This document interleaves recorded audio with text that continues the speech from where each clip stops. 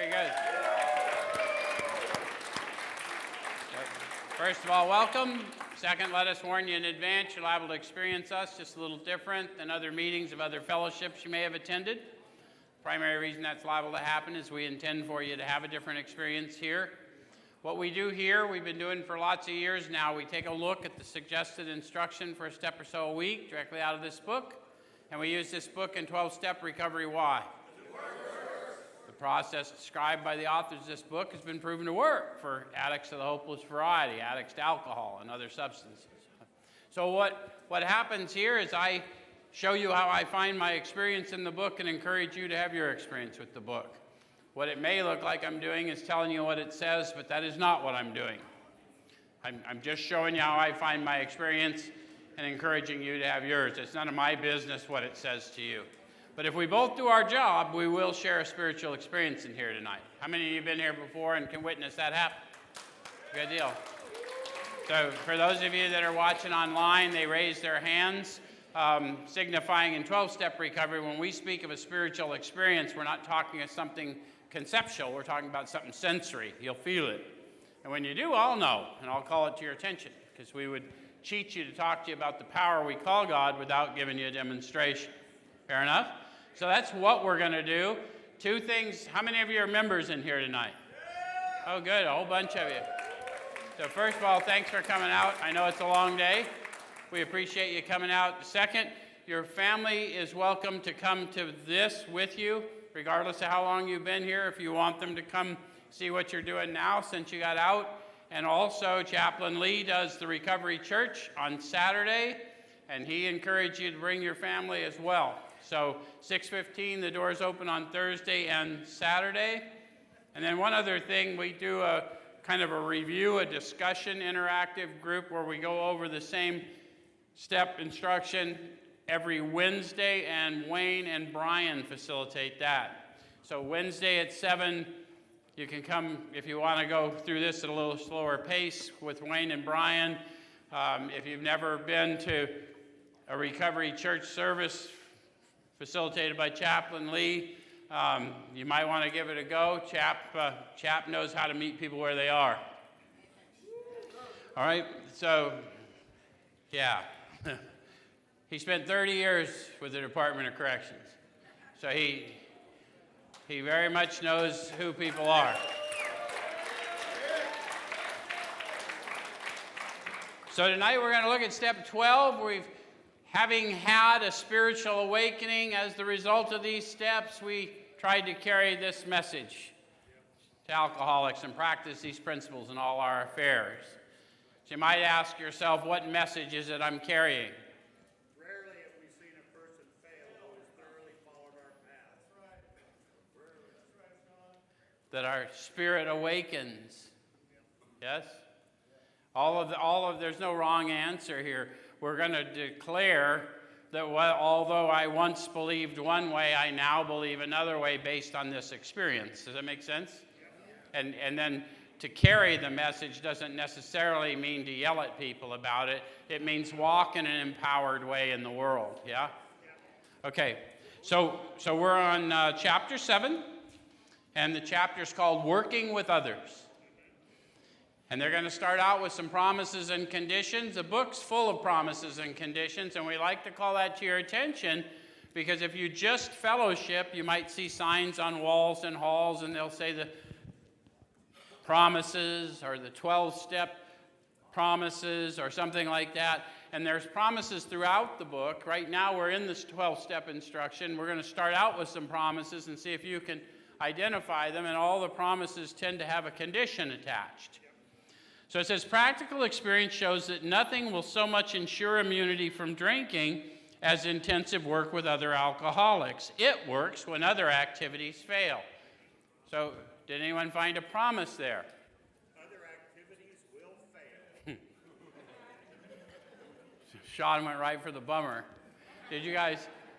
How many of you have been around 12-step recovery and did everything everyone suggested and still struggled? Did you do everything but sit down one-on-one with people and help them?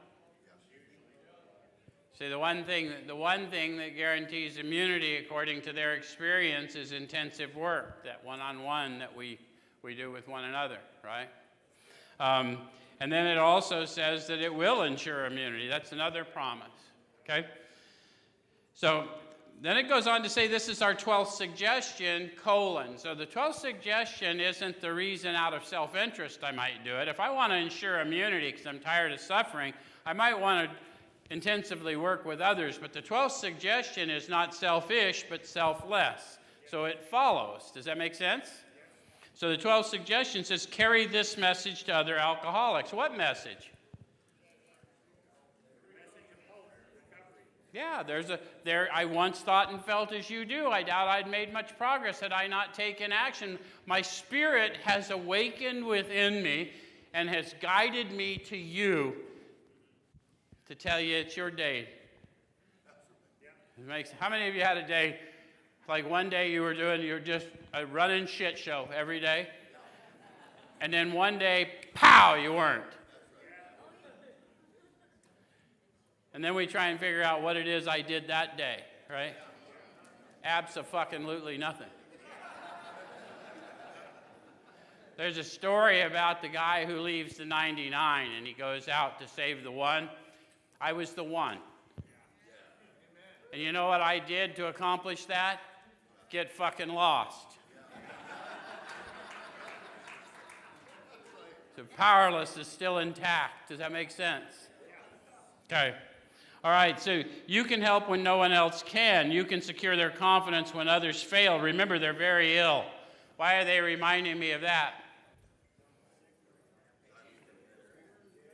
How many of you learned how ill you had been by trying to help others and realized the condition from which you were? Yeah, that's one of the reasons you might want to do it, because I never had any idea how twisted I was till I saw how twisted you were. It's like, wow. So it says, life will take on new meaning, to watch people recover, to see them help others, to watch loneliness vanish, to see a fellowship grow up about you, to have a host of friends. This is an experience you must not miss. Notice how they described it as an experience, but they kept saying see. Do you think they did that on purpose? Yes. Because by now we've entered the world of the Spirit. We've got a vital sixth sense. So it's not just sight, because I don't walk by sight anymore. How many of you have encountered somebody that you went to try and awaken and you could feel the Spirit on them? How many of you just run into someone you've never met but knew somehow you knew them? And you ever just share the Spirit with? All you got to do is travel around. You meet other people in the Spirit, right? So it is an experience we must not miss, because that's Spirit recognizes Spirit. Have you started to wake up to that? Come on, all you guys that came out of a prison yard, you know that. You had that intuitive thing going on. It's how you survived. Okay. All right, so we know you'll not want to miss it. Frequent contact with newcomers and with each other is the bright spot of our lives. Perhaps you're not acquainted with any drinkers who want to recover. Do you think that's true in Phoenix, Arizona today? How many of you have been a little surprised at the places you meet people who do not want to recover or appear not to want to recover? You can? How many of you came to recovery and were just resting, trying to fade a little heat?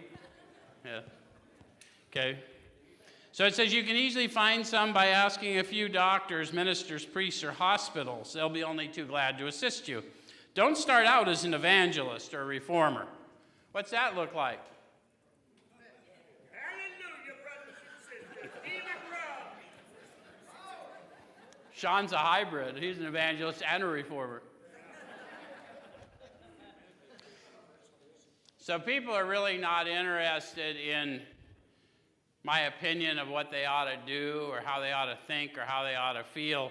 What they're really interested in is, if I once was in the position they're in, how in the hell did I get out of that? And they're really interested in finding out that I don't have any judgment for them, because I know who they are and I know whose they are, even if they're unaware. Okay. All right, so unfortunately a lot of prejudice exists. You'll be handicapped if you arouse it. Ministers and doctors are competent, and you can learn much from them if you wish, but it happens that because of your own drinking experience, you can be uniquely useful to other alcoholics. So again, the whole peer model. People can go to school a long time with a deep desire to help the likes of me, and I will sabotage their efforts.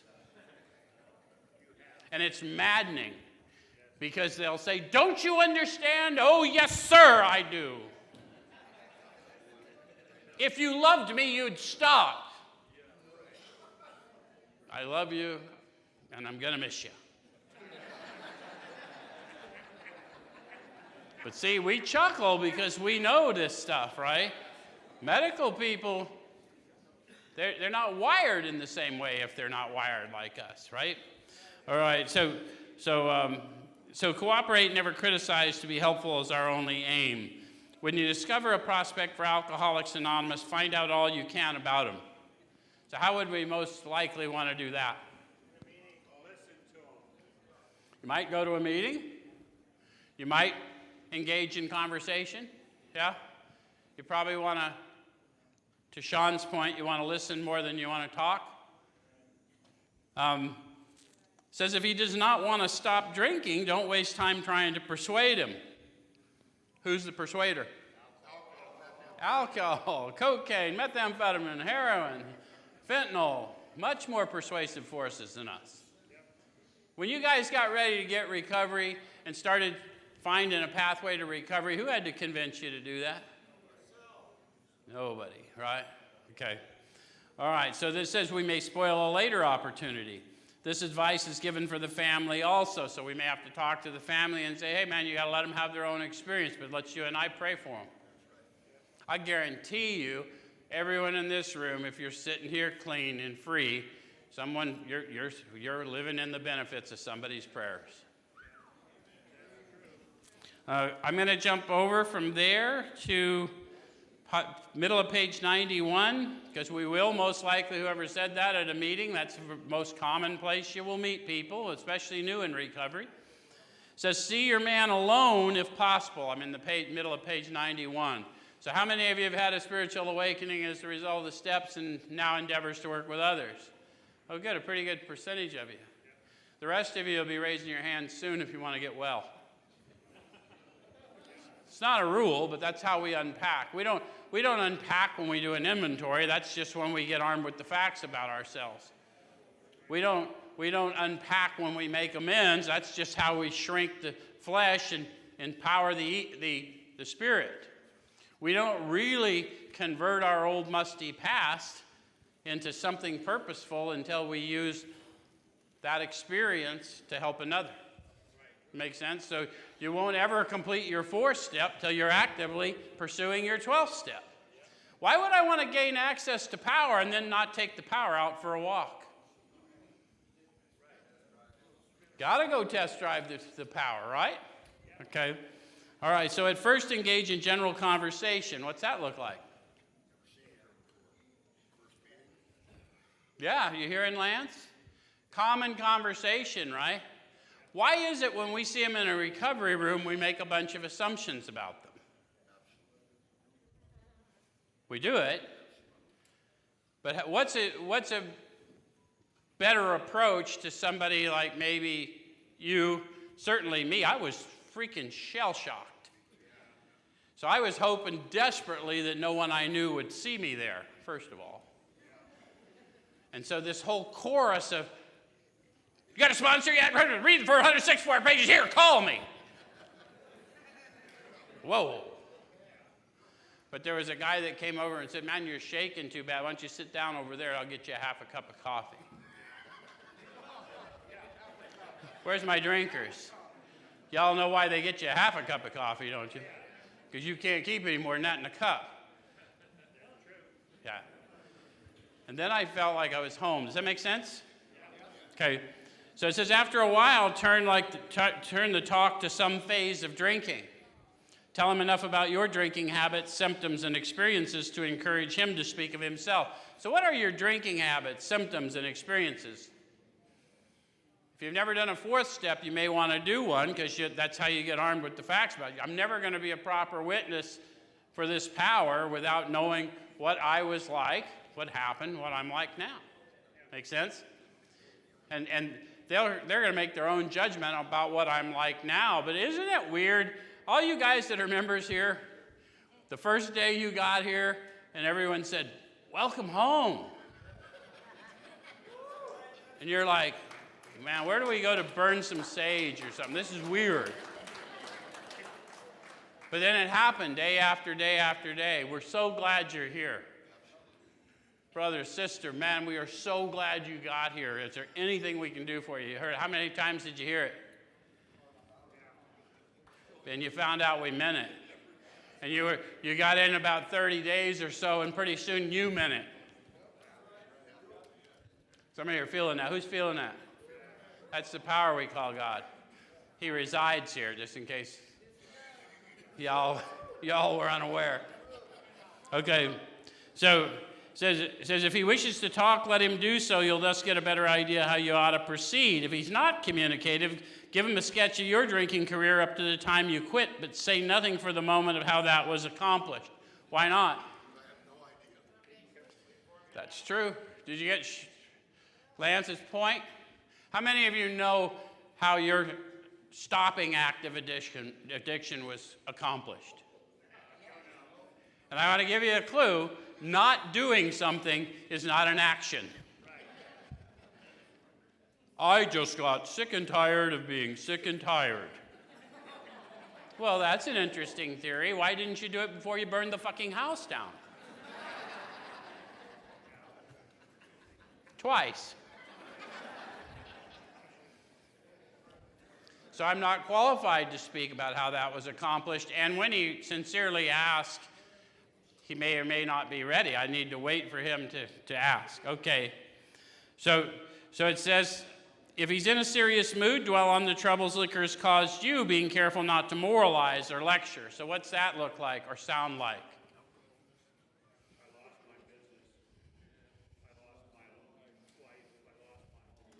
Yeah, it really is. It's like an old episode of Dragnet if you're as old as Sean and I. Just the facts, ma'am, nothing but the facts. I don't need to tell you anything, any opinions about the condition you find yourself in.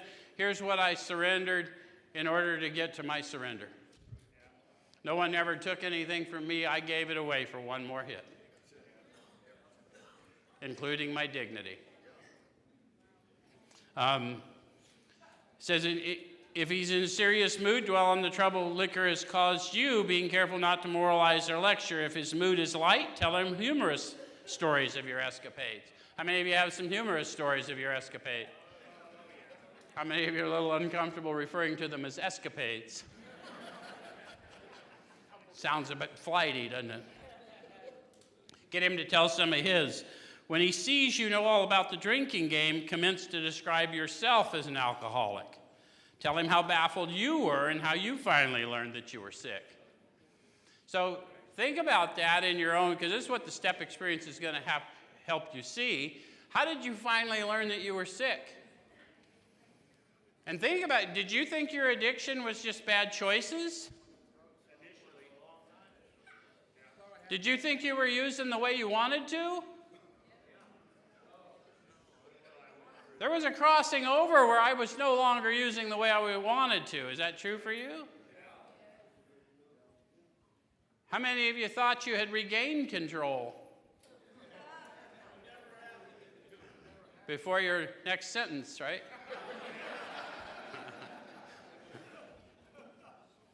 Show him the mental twist which leads to the first drink of a spree. So I'm going to have to know what that is. So how many of you got working back, you're out working, doing your thing, and then somebody you're working with says, wow, it's been a tough week. I think we're going to go have a few drinks after work. And I sat there thinking, it's been a tough week for me too. Why can't I go have a few drinks? Any of you have a similar thing? Did you find out why? Because they all went home and I went and lived under a bush. That's why I can't do it. Anyone, you got me? Okay. So We suggest you do this as we've done on the chapter on alcoholism. If he's alcoholic, he'll understand you at once. So let's talk about Jim, the car guy. You guys remember the story about Jim, if you read your book? He didn't even drink a drop till he was in his 30s. He owned a car dealership. Then he picked up a drink and found out he was pretty damn good at it. And he ended up losing his car dealership due to his drinking. So when the AAs pick up the story with him, he had lost the dealership. He got a job back at the dealership he once owned, and he's on his way to work, but he's a little agitated. How many of you had a job after a run in your addiction that was a little what you thought was beneath your skill set? So you're damn glad to get it, but you're a little agitated to have to go to it. This is where Jim found himself. So when he got there, he had a few words with the boss, nothing serious. How many of you have gotten to work and had a few words with the boss, nothing serious? We're talking from your perspective now, not the boss's. So after he had this little skirmish with the boss, he decides that although he's at the car dealership where people come to buy cars, he's going to go out in the woods looking for people to buy cars. And on his way out to these woods where car buyers hang out that don't come to dealerships, he passes a roadside place where they have a bar. Now, he's not worried about that because he's been there several times and he doesn't pick up no matter what. Any of you ever been there? So he goes in and he orders a sandwich and a glass of milk. And he has his sandwich and his glass of milk, and then the thought came to him, if I poured a shot of whiskey in another glass of milk, it could not hurt me on a full stomach. Seems like a foolproof plan. So he orders another sandwich and another glass of milk, pours the whiskey in the milk, and the experiment went so well, he had another. So now we've activated that phenomenon of craving. It's beyond his mental control. Somewhere in the story, the sandwich and the milk go away, and he ends up in an asylum. So we chuckle, but if we relate to him, then, okay? All right. So it says, if you're satisfied that he's a real alcoholic, begin to dwell on the hopeless feature of the malady. So if I'm talking to somebody, how would I be satisfied if they were a real alcoholic? They would describe physical craving. Yeah, and they would talk about their utter inability to leave it alone, and they'd talk about being prey to misery and depression, and I just can't seem to find any real purpose, right? The whole definition of the real alcoholic. Seldom mildly intoxicated, always more or less insanely drunk. Do I got drinkers here? Were you insanely drunk, but people couldn't tell you were insanely drunk because of how saturated you were? My real drinkers know what I'm talking about. I would drive myself to the detox, and then they would take a breath analyzer on me and go, dude, you should be hospitalized. Hence my arrival.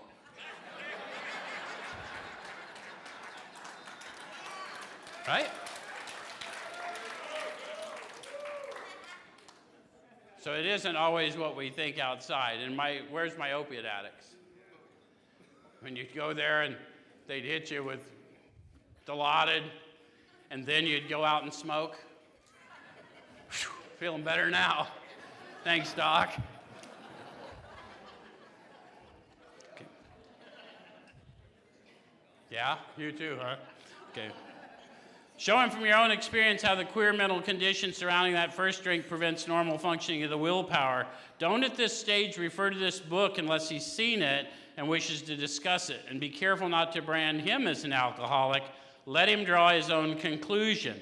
If he sticks to the idea that he can still control his drinking, tell him that possibly he can if he's not too alcoholic. Now, does that sound like we're throwing him under the bus? I've heard people that haven't done a lot of this work get real, you got to save them. I'm sorry, we cannot save them from their experience.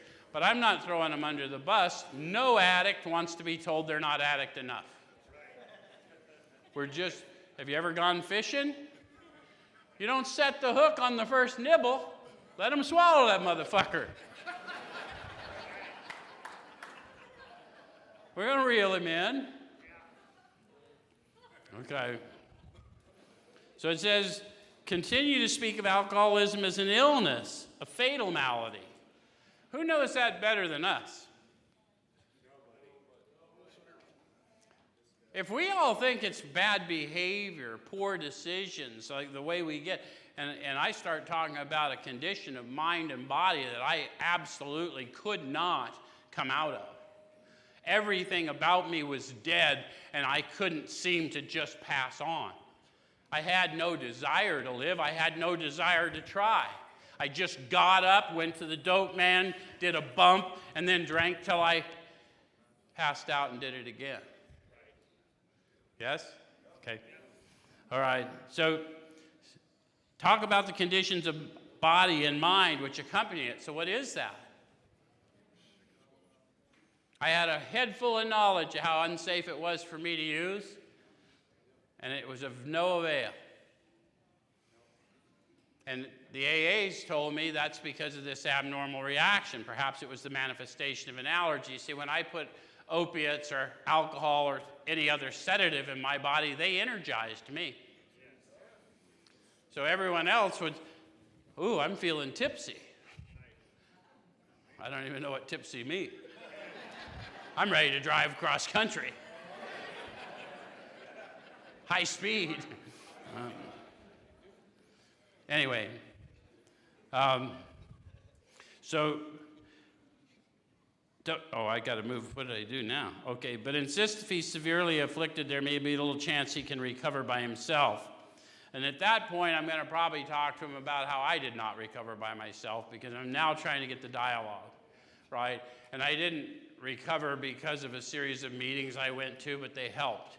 I didn't recover because of a step experience, but it helped. I recovered because of the Redeemer I discovered because of the step experience and because of my fellowship in recovery. Okay. So, I keep doing this. Okay.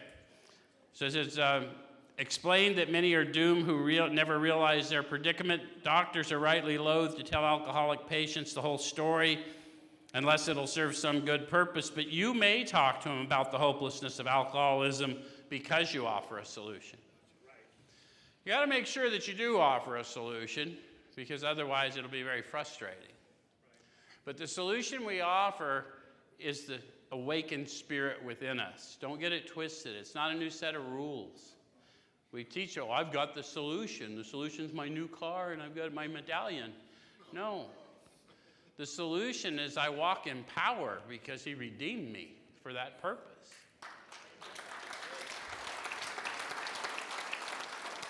You'll soon have your friend admitting he has many, if not all, the traits of an alcoholic.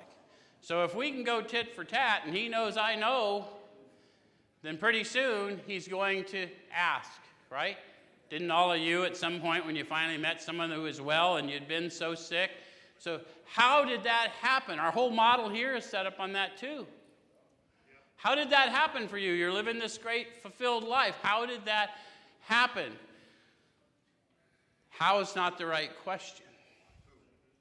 Who? It wasn't me. See, I drank and used every day, no matter what.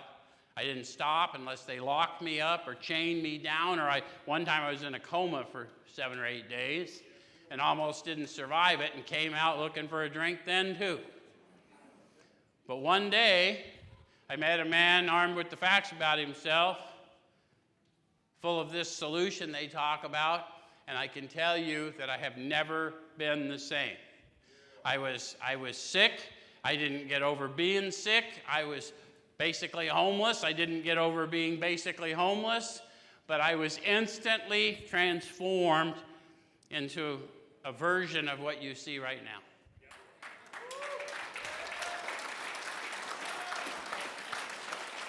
That was a long time ago.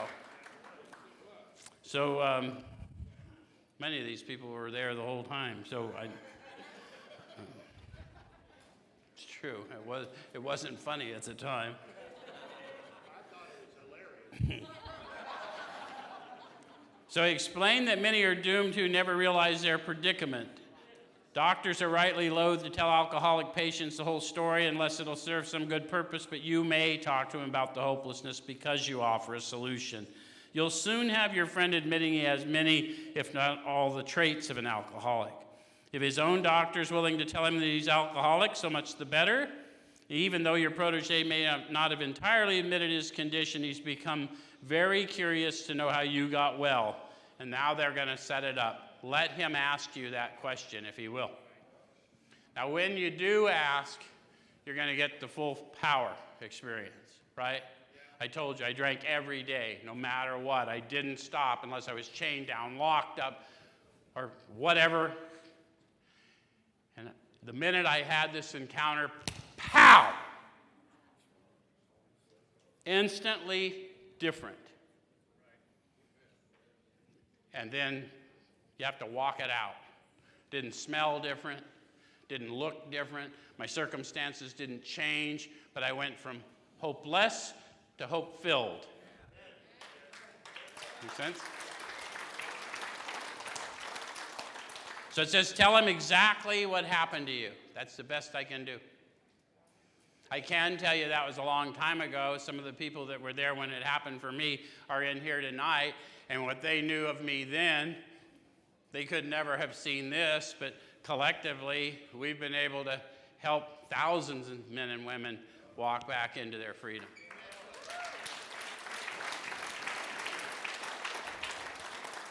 So it says, stress the spiritual feature freely. If the man be agnostic or atheist, make it emphatic that he does not have to agree with your conception of God. Why not?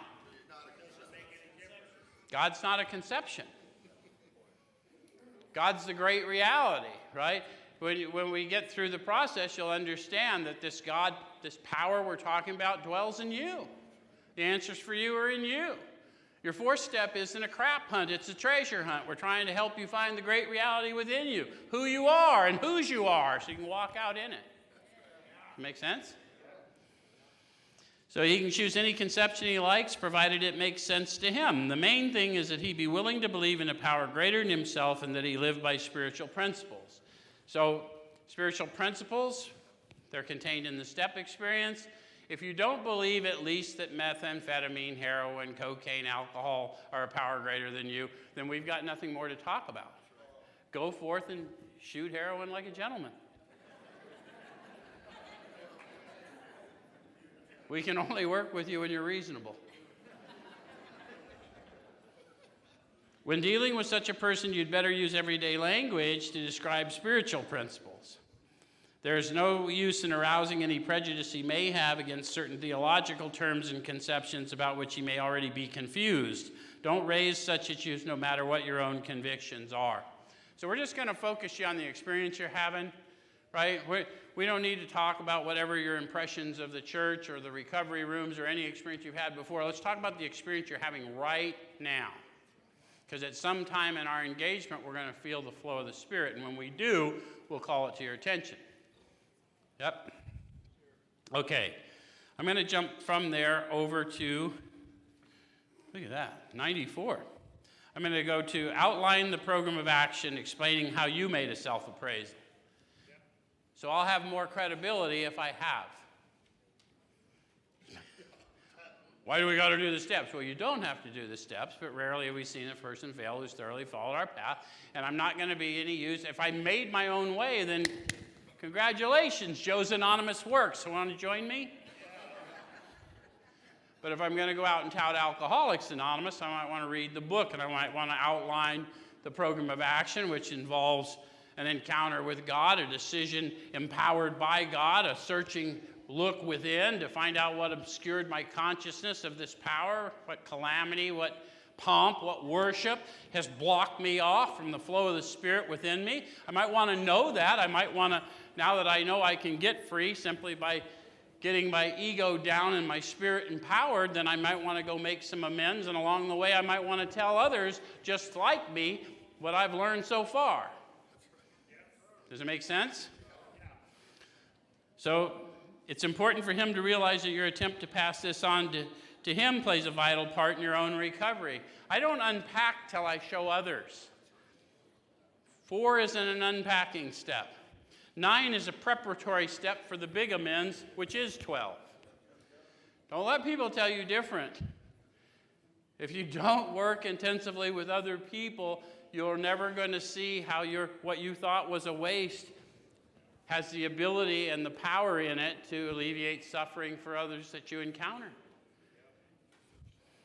Suggest how important it is that he place the welfare of other people ahead of his own. Make it clear he's not under pressure, then he needn't see you again if he doesn't want to, and you should not be offended if he wants to call it off, for he's helped you more than you've helped him. So they're talking about the war within. If you're working with people, you know exactly what I'm talking about. Sometimes we meet with people, they don't get it. Either I don't understand it well enough to explain it to them, or they're not ready, but it can be frustrating. Either way, he's helped me more than I've helped him. I came to learn something about me and something about the nature of this power within me. And the nature of this power within me is regardless of where you are, I came to serve. Make sense? So if your talk has been sane, quiet, and full of human understanding, you've perhaps made a friend. Maybe you've disturbed him about the question of alcoholism. This is all to the good. The more hopeless he feels, the better. He'll be more likely to follow your suggestions. So have you ever been working with somebody and then got left feeling hopeless, but then thought, you know what? I better take a look within myself. This may be the last shot I got. I've heard that story I don't know how many times. Somebody, and at first we think they're kind of a dick, don't we? But who am I kidding? Who put me out there under the bush? So your candidate may give reasons why he need not follow all the program. Have you ever worked with anyone that gave you reasons they didn't need to follow it? How many of you had some reasons of your own? So we don't need to get hateful about it. Did you know there was no all of the program? Have we made that clear for people yet? Fellowship would lead you to believe it's like a workbook exercise. No, it's a manner of living. That's why they call it a manner of living. I agree in 3 to advocate for my brothers and sisters as long as I have a breath. When I talk about my will and my life, I'm talking about my thoughts and my breath. I've heard people say thoughts and actions. Oh no, this is power to live. It's my breath. So I better get aligned because I already told you how I found myself before he found me. Okay, maybe you've disturbed him about the question of alcoholism. This is all the good. The more hopeless he feels, the better. He'll be more likely to follow your suggestions. Your candidate may give reasons why he need not follow all the program. He may rebel at the thought of a drastic house cleaning, which requires discussion with other people. So they're talking about our fear of a 5th step keeping us from a 4th step. Our fear of a 9th step keeping us from a 3rd step. Don't let fear steal from you a better version of yourself. You only got to do 1 step at a time, and by the time you get through the cycle, you're just going to start over. You're going to learn much more of powerlessness and unmanageability when you're working with others. Trust me. We don't learn anything of powerlessness and unmanageability. We're not awakened enough until we get through the process. Then I start trying to help you wake up. Now I know what powerless and unmanageability looks like. All right, so he may rebel at the thought of a drastic house cleaning which requires discussion with other people. Do not contradict such views. Tell him you once felt as he did, but you doubt whether you'd made much progress had you not taken action. So that's why I have credibility, because I've taken the action. I once thought and felt as you do, but I found out that once I went through that 4th step inventory that I feared so bad, I really wasn't fearing the 4th step because I already knew that anyway. What I really feared was what he was going to think of me when I did the 5th step. And the only thing he wanted to know from me when I did my 5th step is what I was holding back. Which proved to me the power of God, because I asked him, how in the hell do you know that? And he said, because when you let go, I'll feel the flow of the Spirit, and you haven't let go yet. Shit. Okay. So, On your first visit, tell him about the Fellowship of Alcoholics Anonymous. He shows an interest, lend him a copy of this book. Unless your friend wants to talk further about himself, do not wear out your welcome. Give him a chance to think it over. So if you guys ever felt like somebody you're working with isn't moving you fast enough, that's not uncommon, but that doesn't mean they're doing it wrong. Because remember, we're informed in the Spirit. We're paying attention to what's going on. We're waiting for you to show us that you're ready to receive what's up. Because sometimes we got a little people pleaser in us. And you think you're doing it to impress me. No, you're fucking not. You're doing it to save your life. I'm doing it to save my life. Let's not get it twisted. So if you do stay, let him steer the conversation in any direction he likes. Sometimes a new man is anxious to proceed at once, and you may be tempted to let him do so. This is sometimes a mistake.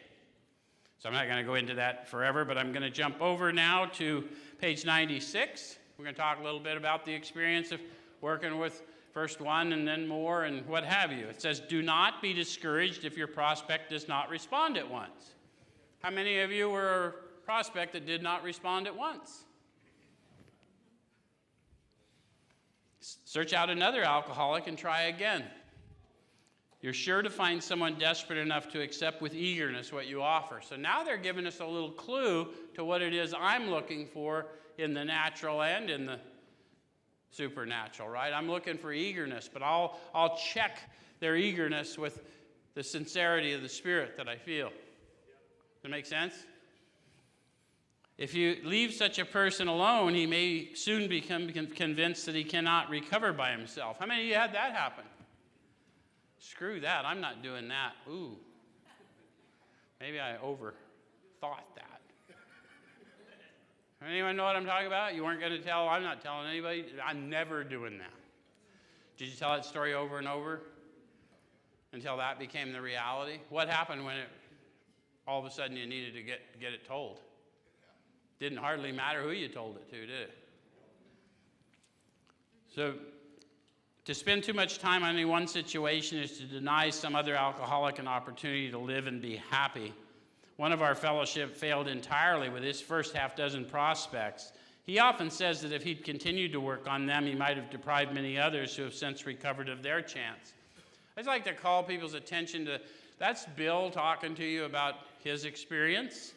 And, you know, Bill was very discouraged. He'd worked with several, and finally his wife pointed out to him that, Bill, you're sober.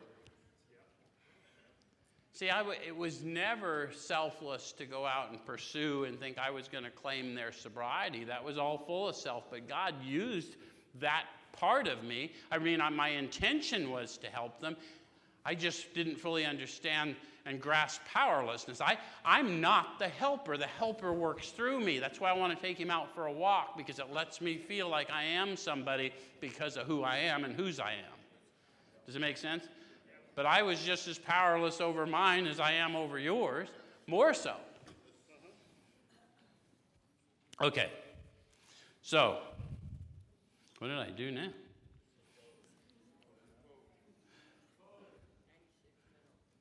I think I'm going to jump.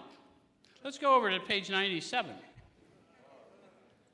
So in 3, they told us we had a new employer. Remember that? Any of you go through? We had a new employer, being all powerful. He provided what we needed if we kept close to him, performed his work well. Promise and condition. So if they're going to give me a new employer, they're probably going to give me a job description. Don't you imagine? So here's our job description. Page 97. Never avoid these responsibilities, but be sure you're doing the right thing if you assume them. Helping others is the foundation stone of your recovery. A kindly act once in a while isn't enough. You have to act the Good Samaritan every day if need be. Y'all know the story of the Good Samaritan? It's not by accident. The least likely person. That's the good neighbor, not the religious guy, not the medical guy, but the guy who really shouldn't be there in the first place is the one that stops and bandages the wounds, and because at least we understand how one gets in such a pickle.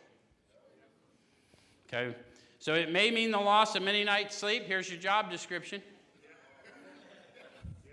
great interference with your pleasures, interruptions to your business. It may mean sharing your money or your home, counseling frantic wives and relatives, innumerable trips to police courts, sanitariums, hospitals, jails, and asylums. Any of that sound familiar to you? How many of you have had people visit you in those settings? Do you see how 12 is the big amends? That's the unpaid debt. That's the debt I can never pay that I have to keep going out and seeking because someone else paid theirs for me. Your telephone may jangle at any time of the day or night. Your wife may sometimes say she's neglected. Don't have one of those anymore. Because you neglected her. A drunk may smash the furniture in your home or burn a mattress. You may have to fight with him if he's violent. Sometimes you'll have to call a doctor to administer sedatives under his direction. Another time you may have to send for the police or an ambulance. Occasionally you have to meet such conditions. So I was told when I got to this point that this was the 12-step promises. But all of them have come true in my life. Because it's easier to go serve even when inconvenient than to live with myself because I didn't serve when I was called. And you never have a very good time when you go on with your pleasures and you realize you left a brother or sister in a bad way that asked for help, right? So it says we seldom allow an alcoholic to live in our homes for a long time. It's not good for him and sometimes creates serious complications in a family. Though an alcoholic does not respond, there's no reason why you should neglect his family. You should continue to be friendly to them. The family should be offered your way of life. So, see, it was never about, one of the things we did is we created all these fellowships around the problem or the perceived problem and not remembered that we really are a fellowship of the Spirit. We're a solution-oriented society, right? So it doesn't matter, anybody that's had addiction in their home has been sickened by addiction in their home. So should they accept and practice spiritual principles, there's a much better chance that the head of the family will recover. And even though he continues to drink, family will find life more bearable. Again, once you get centered in the Spirit, you're going to be able to be empowered to let people have their experience, and it is difficult.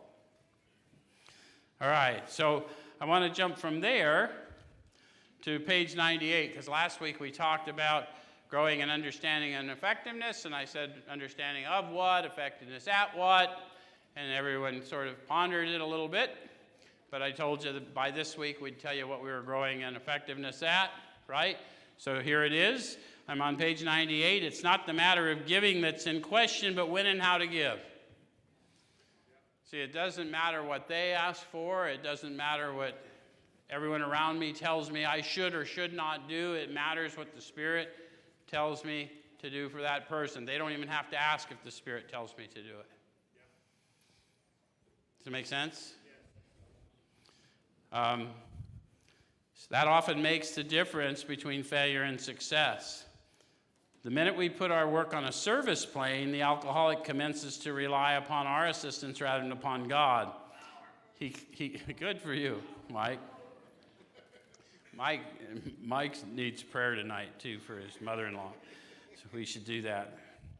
God, he claimed for this or that, claiming he cannot master alcohol until his material needs are cared for. Is that true for anyone here? It's a weird phrase, master alcohol. I can't stop using unless my material needs are cared for. Let's deconstruct. How many of you had lost everything? How many of you found a way to go get high? So that's nonsense. I can get it without anything. Therefore, on that same playing field, I can learn to walk a free man. Does that make sense? Okay. So I'm going to jump down to, well, it says, some of us have taken very hard knocks to learn this truth, job or no job, wife or no wife. We simply do not stop drinking so long as we place dependence upon other people ahead of dependence on God. So it says, burn the idea into the consciousness of every man that he can get well regardless of anyone. Well, how does one burn into the consciousness of another man? By sharing experience. The power of testimony, because it'll be the Spirit in you testifying. Spirit recognizes Spirit. That's how that works. That's why we talk about what we were like, what happened, not what it was like. That's just a contest. I were worse than you were. What I was like. I was selfish. I was dishonest. I was inconsiderate. I was hopeless. I was completely degraded in every way. And then I wasn't. Yeah? Okay. All right. So we burn the idea into the consciousness by speaking to them in the Spirit and speaking to them where they are. Does it make sense? Depth and weight. The only condition is that he trusts in God and clean house. And remember, half of them were atheists or agnostics in the beginning, so we're talking about the power they feel. They're going to trust the power that sent me to you. I mean, really, there's, 7 billion of us on this rock? How do we meet one another? Is it really accidental? You ever heard about all the accidents that came together to form this place? Massive fucking accidents.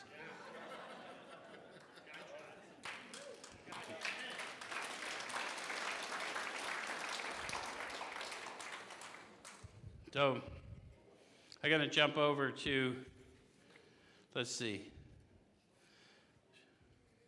Oh, I don't know. I'm going to go to page 102. And I want to look at the bottom paragraph. It says, your job now is to be at the place where you may be of maximum helpfulness to others. So never hesitate to go anywhere if you can be helpful. How many of you came into a fellowship and they told you, you got to change your playmates and your playgrounds, and because that was what we try and create a safe environment, but ultimately the reality is there's no place I'm safe as long as I'm with me until that's removed, right? And once I'm removed, there's no place I'm not safe. So the question you got to ask yourself is, you want to be safe or not? Okay. I had a guy tell me that. He said, how do you feel? I said, I don't know, to be honest with you, I don't feel safe. He said, if you don't feel safe, you're not safe. So what we need to do is more action. And so I had just done a 4th step and a 5th step and a 7th step. Just done it. Had my list from my 4th step, and I was told to go make amends. This is the first day. I'm still shaking too bad to even see. So you don't have to dally through your steps if you're ready, if you're eager enough to receive what they have to offer. You understand what I'm saying? And don't compare yourself to someone else's story, but don't listen to this bullshit. If you're letting fear steal from you a better version of you and you're sitting in your own misery, then ask yourself why. Because it has nothing to do with your story is worse than someone else's story. Sorry, it's not true. We hear them all. Okay, so it says that if you should not hesitate to visit the most sordid spot on earth on such an errand. Keep on the firing line of life with these motives, and God will keep you unharmed. Power will keep you unharmed. Look at that promise. What motives are they talking about? I'm going wherever I have to be of maximum helpfulness. And I fear nothing because he goes with me. Huh?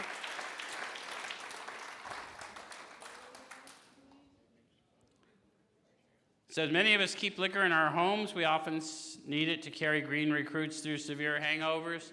Most of you know something about, trying to help people get over the sickness. Some of us still serve it to our friends, provided they're not alcoholic, but some of us think we should not serve liquor to anyone. We never argue this question. We feel each family, in light of their own circumstances, ought to decide for themselves. We're careful never to show intolerance or hatred of drinking as an institution. I am not anti-alcohol. Alcohol was really good to me. I'm not anti-drugs. They did what I asked of them. It was me that finally wore thin. And I understand that now. So I have no intolerance of that as an institution. Or of people who drink and use. If you want to drink and use. But if you find that your drinking and your drug use has made your life more complex than you'd like, and you feel like you really are just as stuck as you've ever been and you don't have any earthly idea of how to get out, we would like to introduce you to the power that gets people out.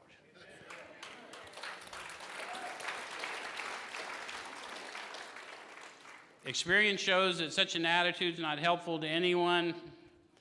Every new alcoholic looks for this spirit among us and is immensely relieved when he finds that we are not witch burners. A spirit of intolerance might repel alcoholics whose lives could have been saved. How many of you got out there twisted and you still had that person that reached out to you? Hey, how you doing? Tired yet? Okay, man, I'm just checking your pulse. You might want to get a GPS so we can come find you after a while. Had it not been for such stupidity, we would not even do the cause of temperate drinking any good, for not one drinker in 1,000 likes to be told anything about alcohol by one who hates it. Someday we hope that Alcoholics Anonymous will help the public to better realization of the gravity of the alcoholic problem. But we shall be of little use if our attitude is one of bitterness or hostility. Drinkers will not stand for it. So even the environment we create here, guys, isn't one of intolerance. It's if you want to use, don't do it here. We're just trying to create a community where people are safe. And we're not mad at you. So here's what they want us to internalize. After all, our problems were of our own making. Bottles were only a symbol. Besides, we have stopped fighting anybody or anything. We have to. That's it. We're done early. Thanks.